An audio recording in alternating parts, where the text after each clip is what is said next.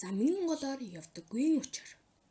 Эртэн үрдийн цагт Аваан дандар хэмээх хүн зууд очиж Бурхны ном үзэж их эрдэм сурч алтар нэр олоод нутагтаа буцахтан багш нь "Чи нутагтаа харих замдаа замын дундуур битгий яв" гэж захижээ. Аваан дандар замдаа багш юунд ингэж хэлсэн юм бол гэж бодоод учрыг нь олоогүй боловч багшийнхан хэлсэн ёсоор замын хөвөөгөөр явж байв. Нэг өдөр ядарч явсан Аваан дандар замын хөвөөнд амарч үлдэхдээ барьж явсан таяа санамсаргүй замын голын дунд хатгачихав. Замын хажууд цай чанад суутал гэнэт хүчтэй хүйс хэлэхрээд түүний замын голд хатгаж тавьсан таягийг нь хугалжээ.